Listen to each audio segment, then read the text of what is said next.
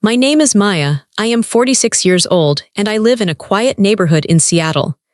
They say pride is a sin, but looking at my son Daniel in his graduation gown, I didn't care. He had worked so hard for 4 years. He worked nights. He studied weekends, he never complained. I was ready to scream his name when they called it. I wanted this day to be perfect. Then I saw them. My sister Monica and her son Brandon were pushing through the crowd. I hadn't invited them. I knew better. They always ruined everything. Monica wore a bright red dress that screamed for attention. Brandon looked bored typing on his phone. My stomach dropped. I tried to ignore them. I tried to focus on Daniel. But I should have known that silence wouldn't save us. I should have known that before the day was over, my son's achievement would be stolen, and my family would be laughing at his pain. I thought I was there to celebrate a beginning. I didn't know I was about to end my relationship with my sister forever. But before I tell you how everything flipped, like and subscribe, drop a comment. Where are you watching from? My name is Maya, I am 46 years old. The stadium was packed. It was a hot day in late May. The sun was beating down on the metal bleachers, but I didn't mind the heat. I sat there with my program rolled up in my hand, tapping it against my knee. I was nervous. I was excited. This was the day I had waited for. This was the day Daniel had worked for. I looked around at the other parents. They all looked happy. Some were fanning themselves with hats. Some were holding flowers. Everyone was smiling. I wanted to be like them. I wanted to just be a proud mother watching her son. But I couldn't relax.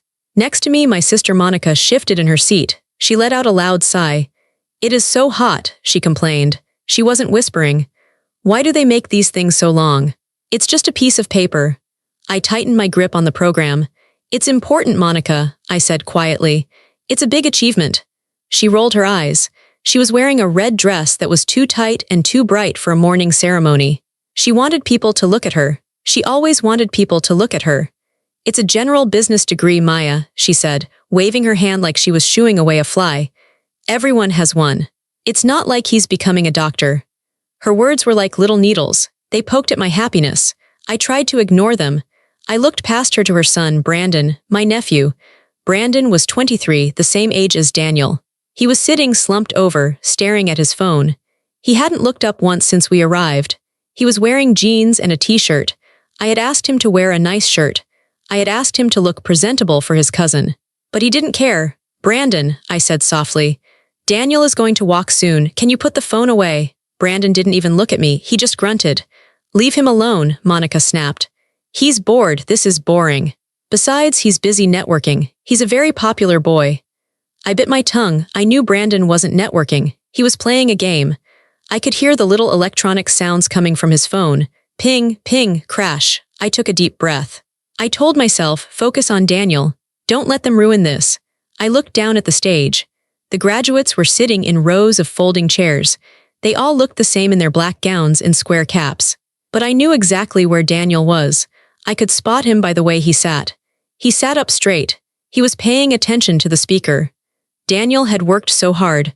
I remembered the nights he fell asleep at the kitchen table with his books. I remembered the weekends he stayed home to study while his friends went to parties. I remembered the extra shifts he picked up at the coffee shop to pay for his textbooks. He never asked me for money. He knew things were tight for me. He wanted to do it on his own. And he did. He did it all. The speaker finished his long speech. Finally, the dean stood up. It was time.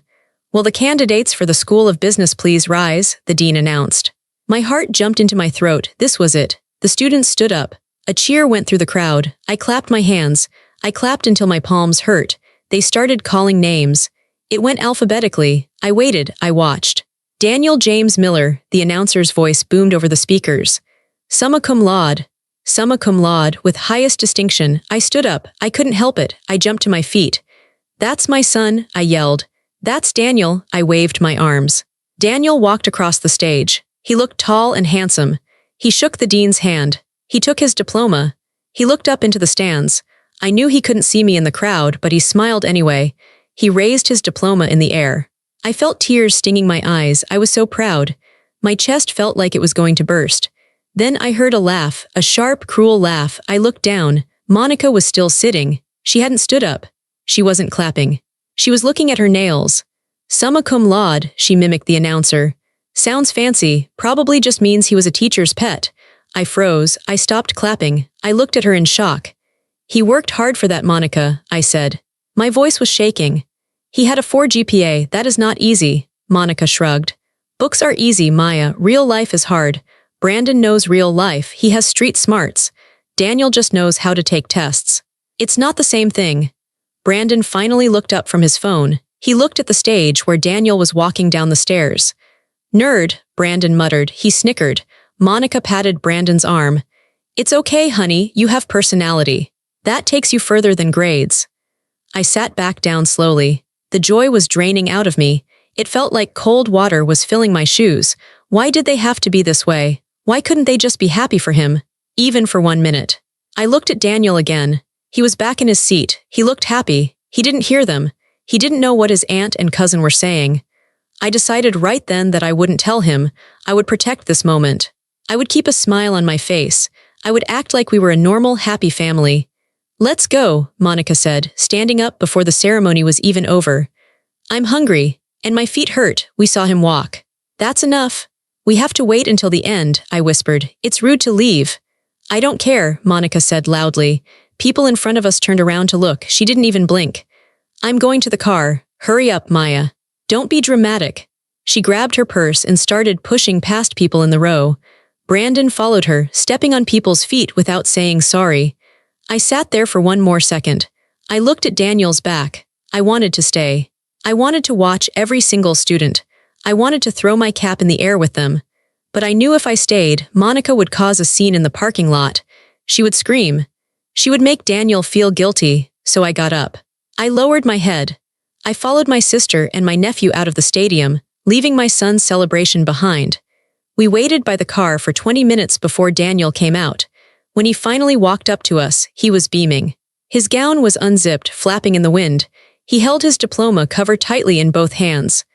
I did it, Mom, he said. He came right to me. I hugged him hard. I smelled the sweat and the cheap fabric of the gown. It was the best smell in the world.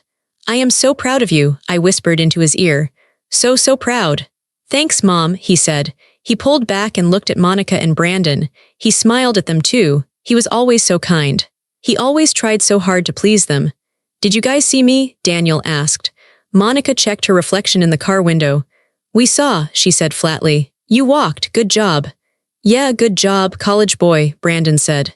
He didn't look up from his phone. Daniel's smile faltered a little, but he kept it on his face. Thanks for coming, he said. Let's eat, Monica said. I'm starving. Maya, where are we going? I hope it's not that cheap diner you like. No, I said. I booked a table at Giovanni's. Monica's eyebrows went up.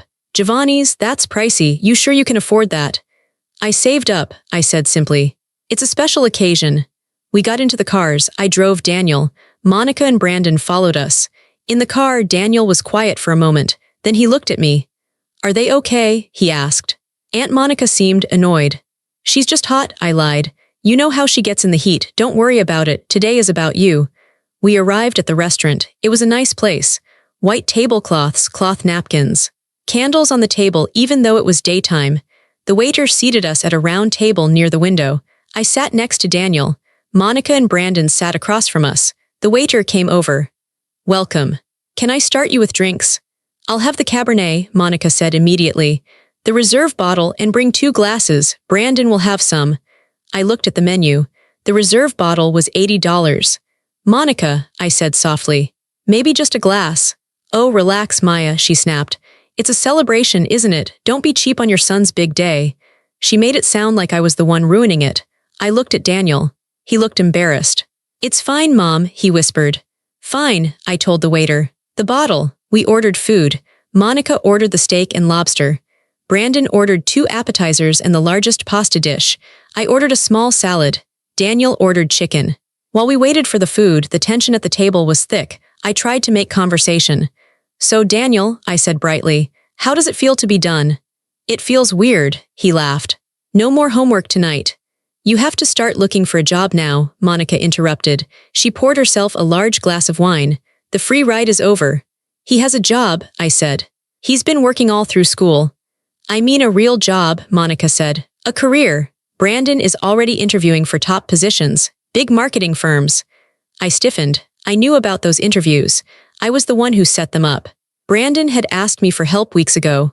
I had used my old contacts from my time in HR to get him a foot in the door. I hadn't told Monica I did it. She would just say I owed it to them. That's great, Brandon, Daniel said sincerely. Good luck. Brandon just shrugged and stuffed a breadstick in his mouth. The food came. We ate. Monica complained that her lobster was tough. Brandon burped loudly and didn't say excuse me. Finally, the plates were cleared. It was time for the gifts. I reached into my purse. I pulled out a small blue envelope. My hands were trembling slightly. Daniel, I said. My voice was thick with emotion. I have something for you. The table went quiet. Even Brandon looked up. I handed the blue envelope to Daniel. He took it carefully. Mom, you didn't have to, he said. Open it, I urged. He slid his finger under the flap and pulled out a card. It wasn't just a greeting card. Inside, there was a gift card, a Visa gift card. I had been saving $50 a month for 4 years. Every time I got paid, I put $50 away. I skipped lunches. I didn't buy new clothes. I drove my old car until it rattled. The gift card was for $2,000. Mom, Daniel gasped. He stared at the numbers written on the back. This is too much. It's for your new life, I said. Tears pricked my eyes again. For a deposit on an apartment, or a new suit for interviews, or just to have a cushion. I want you to start strong. Daniel looked at me. His eyes were wet. Thank you, Mom. I love you. He placed the card gently on the table next to his empty dessert plate. He reached over to hug me. That's nice, Monica said. Her voice was cold. She was staring at the card on the table. Must be nice to have that kind of money to throw around. I saved it, Monica, I said. Whatever, she muttered. She reached into her massive tote bag. Here. From us, she tossed a small, crumpled bag onto the table. It wasn't wrapped. Daniel picked it up. Thank you, Aunt Monica. He opened it. It was a keychain. A plastic keychain with the university logo on it. It probably cost $5 at the campus bookstore. Thanks, Daniel said. He truly tried to sound grateful. I need a keychain. Yeah, don't lose it, Monica said. She finished her wine. Then it happened. The waiter came by to refill water glasses. Daniel turned his head to say thank you. In that split second, Brandon reached out. His hand moved fast, like a snake. He grabbed the blue gift card from the table. He didn't look at it. He just pulled it toward him. I blinked. I thought he was just looking at it. I thought he was curious. Brandon, I said. Brandon didn't give it back. He shoved the card into his jeans pocket. Daniel turned back around. He looked at the table. He looked at the empty spot where the card had been. He looked at Brandon. Brandon, Daniel said. He sounded confused. That's mine. Brandon leaned back in his chair. He crossed his arms. He had a smirk on his face. A nasty, entitled smirk. I need it more, Brandon said. The words hung in the air. Simple, direct, crazy. Excuse me, I said. My voice went high. I need it more, Brandon repeated. He spoke slowly, like we were stupid. Daniel is a nerd. He's going to get some boring job and save money. I have a life. I have dates. I need clothes. I deserve this. I looked at Monica. I expected her to yell. I expected her to grab her son's ear and force him to give it back. I expected her to be horrified. Monica looked at Brandon. Then she looked at me. And then she laughed. The sound of Monica's laughter was worse than a slap in the face. It wasn't a nervous laugh. It was a genuine, amused chuckle. She picked up her wine glass, saw it was empty, and set it down hard. Oh, Brandon, she said, shaking her head. You are terrible. She didn't tell him to give it back. She didn't scold him. She acted like he had just told a funny joke. My hands were shaking. I placed them flat on the table to stop them. Monica, I said. My voice was very low. Tell him to give it back. Now. Relax, Maya, Monica sighed. She looked bored. Don't be so dramatic. They're cousins. They share. Daniel doesn't mind sharing, do you, Daniel? She turned her gaze on my son. It was a look I knew well. It was a look that said, don't you dare cause a problem. Don't you dare make me look bad. Daniel looked at his aunt. Then he looked at Brandon. Brandon was staring him down, daring him to speak. It's $2,000, Daniel whispered. He looked sick. Mom saved for years for that. So, Brandon said. He patted his pocket. You have a degree, right? Mr. Summa cum laude. Go make money, I'm broke. Mom won't give me cash, I need this. It's theft, I said. I started to stand up. Brandon, give it to me, right now. People at the other tables were starting to look. I saw a couple near the door watching us. The waiter stopped near our table, holding a pitcher of water, looking unsure of what to do. Monica saw the people looking, her eyes narrowed. "Sit down, Maya," she hissed. "You are making a scene."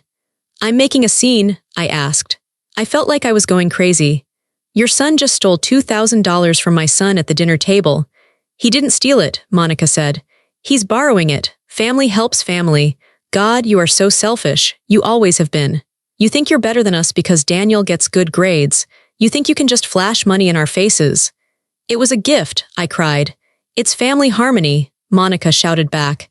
"Just let it go. Don't ruin the day over money." "It's tacky." She used that word, tacky, like I was the one being rude, like protecting my son was bad manners. I looked at Daniel. His face was pale. He was looking down at his plate. He was shrinking. He was making himself small. He had spent his whole life doing that around them, making himself small so they wouldn't attack him. I looked at Brandon. He was grinning. He knew he had won. He knew his mother would protect him.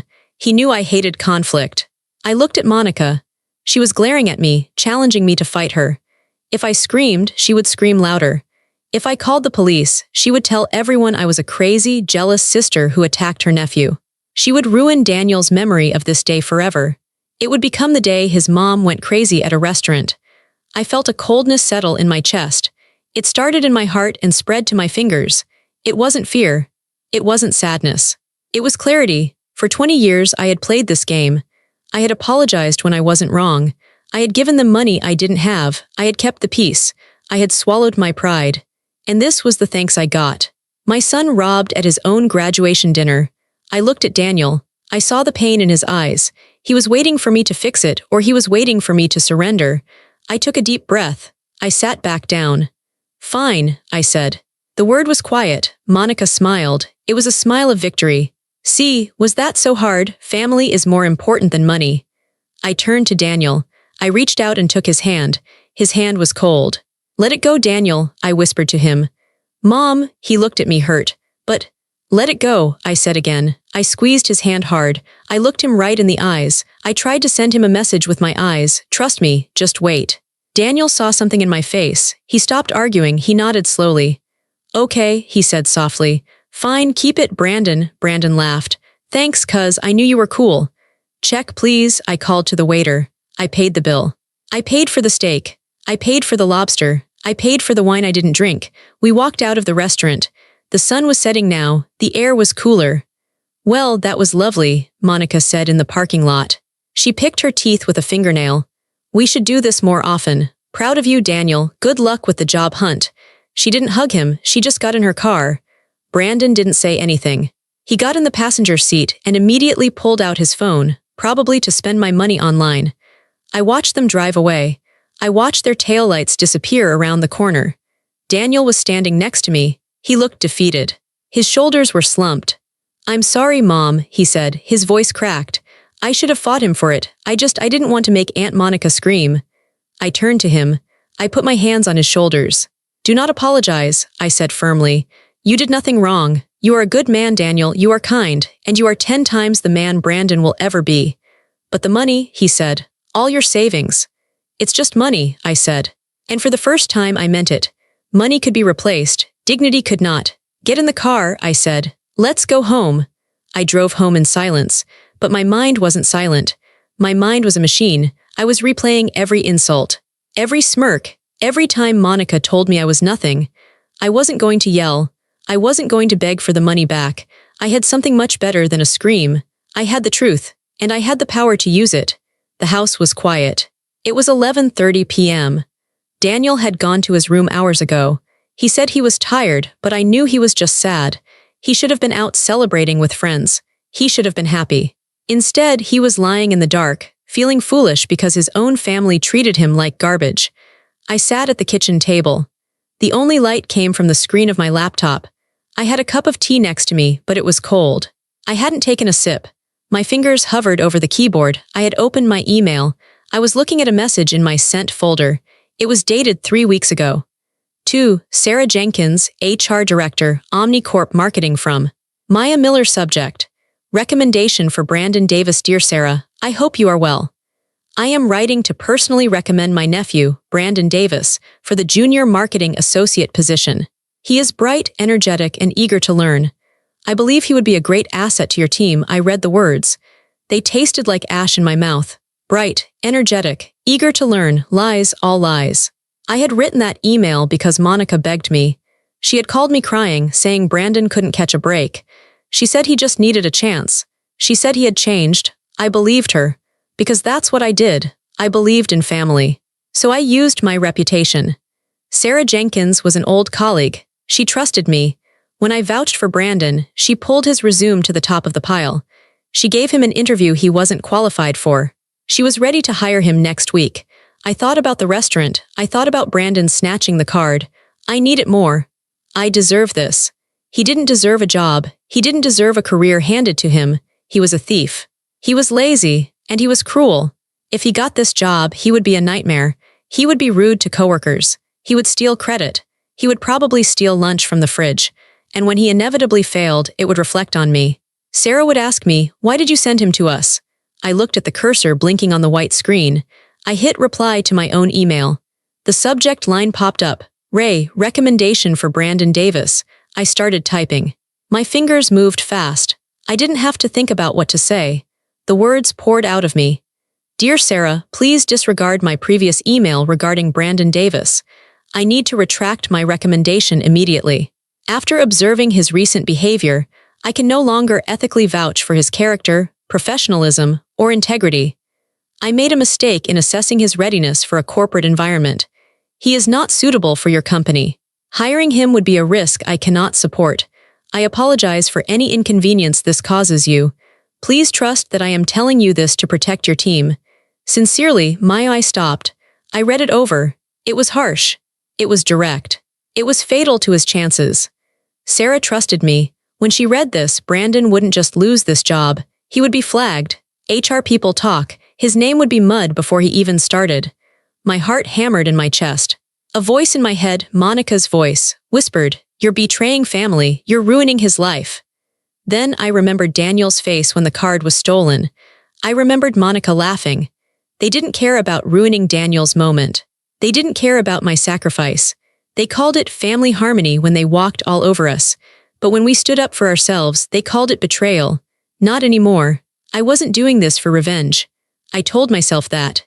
I was doing it for justice. I was doing it because Brandon needed to learn that actions have consequences. He thought he could take whatever he wanted because he was family.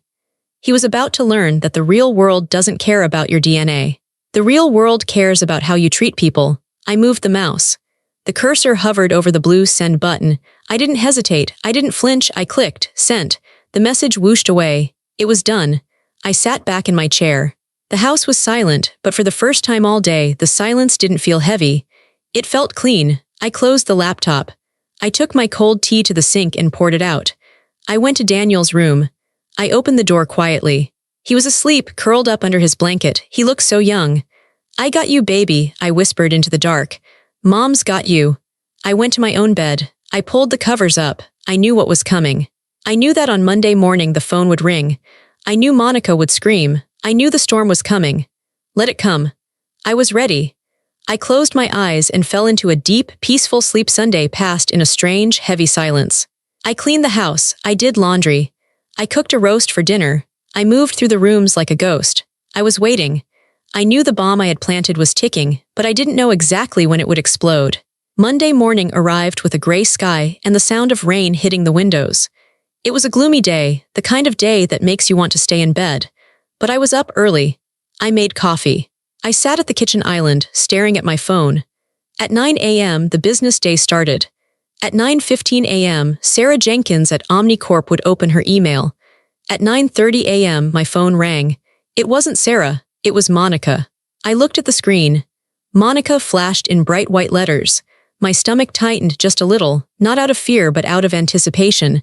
I knew what this was. I let it ring. It stopped. 2 seconds later, it rang again. I picked it up. I swiped the green button. I didn't even say hello. "What did you do?" Monica's voice was so loud I had to pull the phone away from my ear. She wasn't speaking, she was shrieking. It was a raw, animal sound. "Good morning, Monica," I said calmly. I took a sip of my coffee. "Don't you play dumb with me, Maya, don't you dare." She was hyperventilating. I could hear her pacing. I could hear the frantic clicking of her heels on her hardwood floors.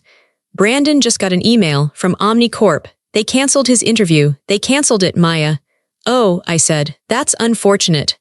Unfortunate. Unfortunate, she screamed the word. They said they received new information regarding his suitability. They said he is no longer a candidate for this or future roles. They blacklisted him. What did you say to them? I set my mug down on the counter. The ceramic made a solid clink sound. I told the truth, I said. There was a silence on the other end, a shocked, heavy silence. Then the explosion came. You saboteur. You jealous, bitter witch. The insults poured out of her like sewage. You ruined his future. He was going to make 6 figures. He was going to be a manager. How could you do this to family? How could you betray your own blood? He isn't a manager, Monica, I said. My voice was steady. I was surprised by how steady it was. He's a thief and he's a bully. Because of the gift card, she shrieked. Are you insane? You destroyed his career over a stupid $2,000 gift card. I would have paid you back, eventually. You wouldn't have, I said. But that's not the point. You told me at the restaurant that Brandon has street smarts. You said he knows real life. Well, this is real life, Monica. In real life, when you steal from people and act like you're entitled to the world, people don't want to hire you. Fix it, she demanded. The anger turned into panic. Call Sarah back, right now. Tell her you were drunk. Tell her you lied. Tell her anything. Fix this, Maya. He's crying. My baby is crying. I pictured Brandon crying. I pictured him sitting on his expensive leather sofa, the one Monica bought on credit, realizing that for the first time in his life, Mommy couldn't yell his way out of a problem. No, I said. What did you say? I said no, I won't call her. I retracted my recommendation. I won't give it back. I will come over there, she threatened. Her voice dropped to a low, dangerous growl. I will come over there and tear your house apart. I will make your life a living hell. Do you hear me? I looked around my clean, quiet kitchen. I looked at the photos of Daniel on the fridge. Monica, I said, do you remember what you said to me when Brandon took the money, when Daniel was sitting there humiliated? She didn't answer. She was just breathing heavy, jagged breaths. You told me to let it go, I said. You said it's family harmony, so I'm giving you your own advice. I paused. I wanted her to hear every syllable. Let it go, Monica. It's just a job. I hung up the phone. My hand was trembling, but I felt a rush of adrenaline. It wasn't fear, it was power. I had taken the weapon she used against me, her dismissal, her cruelty, and I had turned it right back on her. 30 minutes later, the pounding started on my front door. I knew she would come. Monica couldn't handle being hung up on. She needed to have the last word. She needed to win. I walked to the door. I didn't open it immediately. I looked through the peephole. Monica was standing there, her face red and blotchy, her hair a mess. She was banging on the wood with the flat of her hand. I unlocked the deadbolt and opened the door. She pushed past me before I could even step back. She stormed into my living room, bringing a gust of cold rain and expensive perfume with her. You fix this now, she screamed, spinning around to face me. She pointed a finger in my face. Her nail polish was chipped. You pick up that phone and you tell Sarah that you were jealous. You tell her Brandon is a saint. Get out of my house, I said. I am not leaving until you fix my son's life. I closed the door calmly. I turned to face her. I was done being the doormat. I was done being the nice sister. His life isn't ruined because of me, Monica, I said. I raised my voice. Not a scream, but a projection. A teacher's voice. His life is a mess because of you.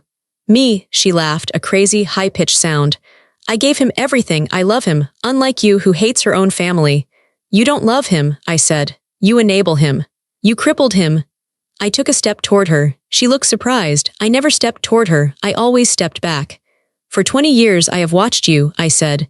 The words came out fast, fueled by decades of silence. When he failed a test, you yelled at the teacher. When he got cut from the team, you sued the school. When he broke my window with a baseball, you told me I shouldn't have put a window there.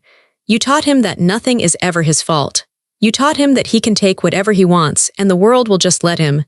He is special, Monica yelled. He is a leader. He is a thief, I shouted back. He stole from his cousin at a graduation dinner. He looked Daniel in the eye and took his money because he felt entitled to it. And you laughed. You sat there and you laughed. It was a joke. It wasn't a joke to Daniel, I said. And it wasn't a joke to me. That was my blood, sweat, and tears in that envelope. And you let him treat it like trash. Well, guess what? Sarah Jenkins doesn't want a thief. She doesn't want an entitled brat who thinks the rules don't apply to him. Brandon sabotaged himself. All I did was turn on the light so she could see who he really is. Monica's mouth opened and closed. She looked like a fish gasping for air. She wasn't used to this. She wasn't used to the truth. She lived in a fantasy world where she and Brandon were royalty and everyone else was a servant. "You are jealous," she whispered. It was her go-to defense. "You've always been jealous of him, because Daniel is boring. And Brandon shines." "Daniel is kind," I said. "Daniel is honest. Daniel works hard. If that's boring, then thank God for boring, because I would rather have a boring son than a criminal." Monica's face twisted. She looked like she was going to hit me. She raised her hand. I didn't flinch. I looked her dead in the eye. "Go ahead," I dared her. "Hit me, and I will call the police and add assault to Brandon's problems." "Do you want that?" Her hand froze in the air. She saw something in my eyes she had never seen before. She saw that I wasn't afraid of her anymore. The fear was gone. It had burned away in the restaurant when she laughed at my son. She lowered her hand. She let out a sob, a fake, dramatic sob. "I don't even know who you are," she cried, my own sister turning on me. "I didn't turn on you," I said. "I stood up for myself, finally, now get out. And don't come back until you learn how to respect us. Which means, don't come back." She stared at me with pure hatred. Then she spun on her heel and stomped out the door, slamming it so hard the pictures on the wall rattled. I stood in the silence of the living room. My heart was pounding like a drum. My knees felt weak. I sat down on the sofa and put my head in my hands. I had done it. I had burned the bridge.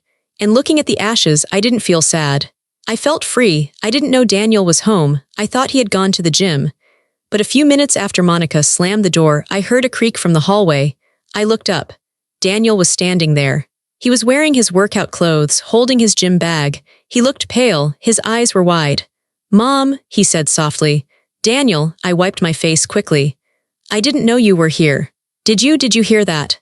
He walked into the living room slowly. He dropped his bag on the floor. "I heard everything," he said. He looked at me with a strange expression. It wasn't fear, it was awe. You got him fired?" Daniel asked. "Or unhired?" "I withdrew my recommendation," I said. "I couldn't let him go there, Daniel. Not after what he did. It wouldn't be right." And I was angry. "I'm sorry if I made things worse." Daniel shook his head. "Worse? Mom, nobody has ever stood up to Aunt Monica like that. Nobody. Not Grandma, not Grandpa, nobody." He sat down next to me on the sofa. He looked at his hands. "I thought you were mad at me," he said quietly. "At the restaurant, when you told me to let it go, I thought you were ashamed of me for not fighting back." My heart broke a little. "Oh, honey, no, never. I was never ashamed of you. I told you to let it go because I didn't want you to get down in the mud with pigs. You get dirty and the pigs like it." He laughed, a small, dry laugh. "But you fought back today," he said. "I did," I said. "Because I realized that protecting you doesn't mean keeping the peace. Sometimes, protecting you means starting a war. I'm sorry it took me so long to learn that." Daniel turned to me. His eyes were filling with tears. "You defended me," he whispered. "You really defended me." "Always," I said. "I will always be in your corner." He leaned into me, resting his head on my shoulder like he used to when he was a little boy. He was a grown man now, a college graduate, but in that moment he was just my son. "Thank you," he said. His voice was thick. "For the gift card, and for this, especially for this." We sat there for a long time. I realized then that for years, I had been teaching Daniel the wrong lesson. I had taught him that family obligation was the most important thing. I had taught him to tolerate abuse because they're family. But that wasn't love. That was submission. Real love was protecting his dignity. Real love was showing him that he was worth fighting for.